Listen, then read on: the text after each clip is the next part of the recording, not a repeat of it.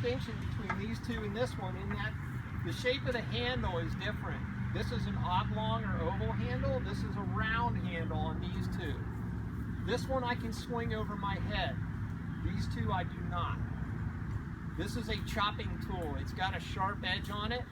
While these may have edges on them and you can cut, as some of you learned with this last week, it will cut and it will trim roots and grass and things. It's not a chopping tool. You potentially will damage or break the handle if you swing it really hard over your head. So first off, if the tool has a round handle, it doesn't go over our head. We can still chop away and stuff, but just don't swing it over your head. Secondly, and I already said this, but they all have edges on them of one sort or another. Be aware of that. You can damage yourself and other people with these tools, so be conscious of what you've got in your hands and maintain control of it. Thirdly, I have what is called my circle of death. That is my circle of death. If I am working and you come within my circle of death, there is a chance that you may get hit. Not on purpose, of course, but you could. So it's not that we won't work closely beside each other at times doing this, but we need to be aware of where everyone is around us before we take that big swing or before we yank the tool back up out of the dirt. Make sure we know who's there, so we don't hit them. And the same goes for that person working next to you. Be aware of who you are around, what's going on, so that you don't hurt that person next to you. That's very important. And you'll see us working side by side, bumping shoulders at times, but we know where the other person is and we know what they're doing, and we're not going to take a swing or do something. All right.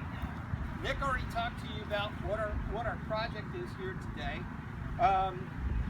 So let's get into some actual digging. The first thing we want to do is figure out where our trail is going to go, and we have cleared out the corridor, and the orange pin flags typically mean to us the bottom edge of our tread.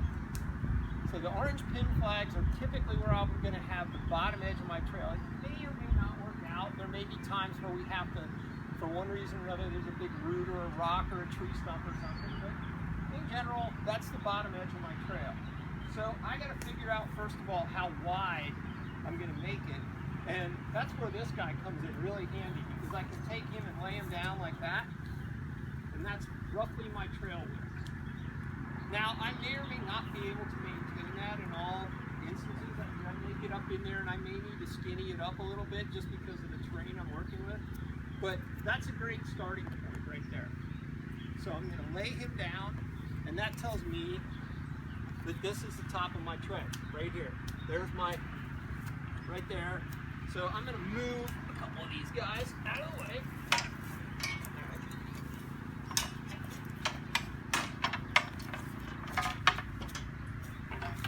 And I'm going to mark myself a little line here, like that.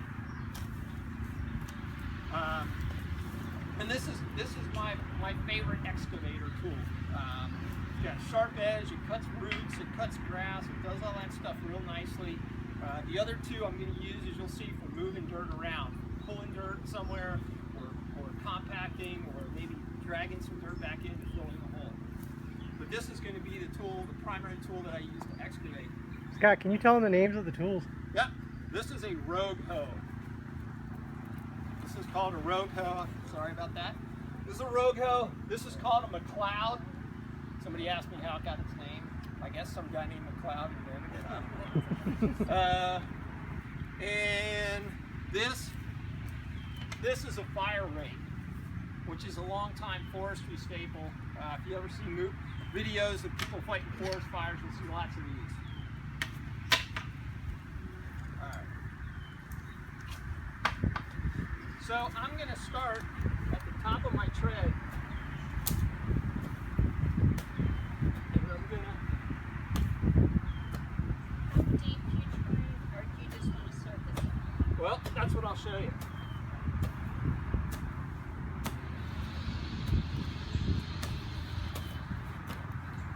You guys have great dirt here. Let me tell you. We were talking about lichens. Yeah. You ought to go build up there. You'd swear you were in jail and stuck on a rock pile, because that's what it is. It's a rock pile.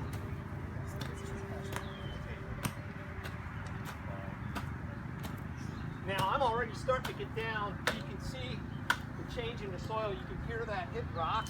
I'm getting down to that mineral soil that Nick's talking about that we want to get to, because that's what compacts really nicely. And right about here is where I can use one of my other tools.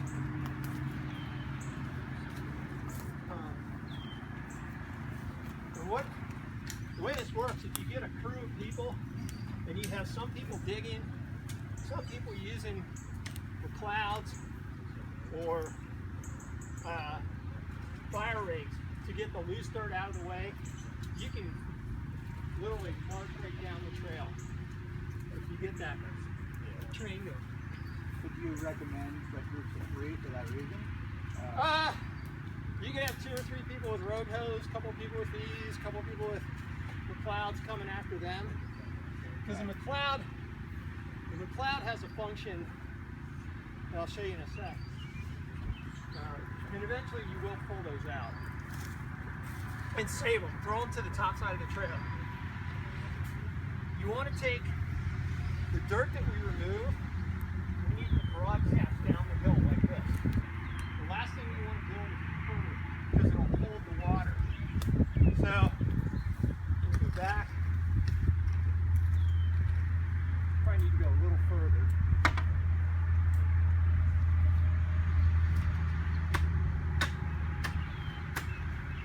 And we're just doing this on the off-camber parts of the trail. Right. Flat parts of the trail we don't, we're not doing. Flat parts of the trail we don't have to, but what we want to make sure is we don't create a channel. We need to make sure that the lower edges, the edges of the trail, the water can run off. There always has to be a little bit of what we call outslope. So, yeah. And when you build a new trail, you frequently go back to it after it's been ridden and rained a few times, because the tread will settle. You'll see little places that hold water, so you can go back and kind of polish it, take all that out.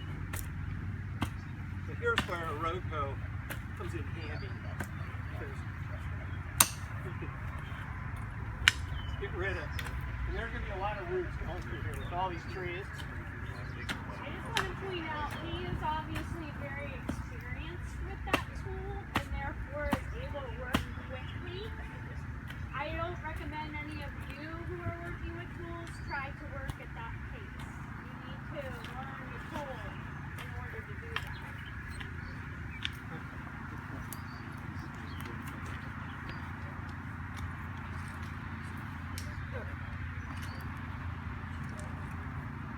Yeah, right. When we split up late in a little bit, ideally there's a parent with each group of kids. So adults just look around and we'll have to do some math here. You good with that? We look good? Okay. Okay, yeah, that's what we're going for next. So, the debris, Nick is just making sure, we want to make sure we scatter this stuff really well. You don't want to build up any curbs or dams, so one person's job, one person moves the dirt down, another person comes along behind and pulls it down further and scatters it so that your debris is well down the hill like that. All right, so we have established a section of shred right here. We need to compact it, and then we also need to check for the outslope, which an outslope refers to the fact that the trail's tipped this way a little bit. So when water runs down the hill, it's going to run down this, we call this the back slope. It's going to run across the tread and off and down the hill. It's not going to sit here, form a mud puddle. It's not going to roll so fast wipes the tread out and creates a ditch. So it needs to have just enough, and I'll show you how to check for that. But to compact the tread, I'm first I'm gonna scrape it with my cloud. I'm gonna get rid of the loose stuff. This is where the cloud works really well.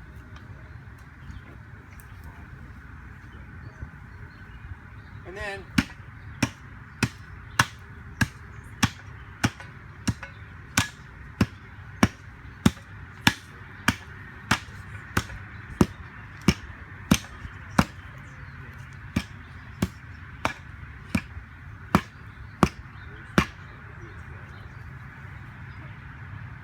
now I've compacted my little section of tread here. What I want to check for though is to see if I dug this with enough outslope. The way I do that is I take my cloud and I set it down and I stand over it and look. If I put enough outslope in this, when I look at the top of the handle, it should line up. If I'm looking straight down, it should line up with the bottom edge of my tool. That's about 5%, which is what we're trying to achieve. And you can see that I didn't do that. I need to shave off the lower part of this tread to get the right amount of outslope here. So the interpretation here, guys, is he wants it to be at an angle, right? He doesn't want this compacted section to be flat. It should be at an angle so the water runs down. Yep, because right now what's going to happen is the water, as I'm looking at it, I can tell the water's going to collect right back here. I got a little hollow back here that the water's going to collect in, and I don't want that. So I'm going to take my road hoe, and I'm going to go back here.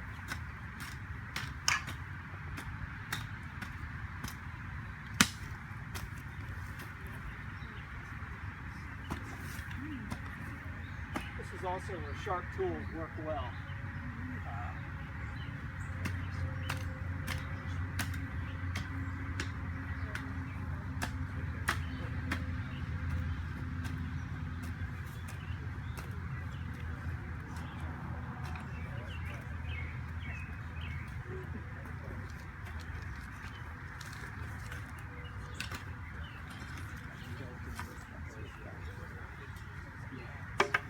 Now before I move any more dirt there, I'm going to double check myself here.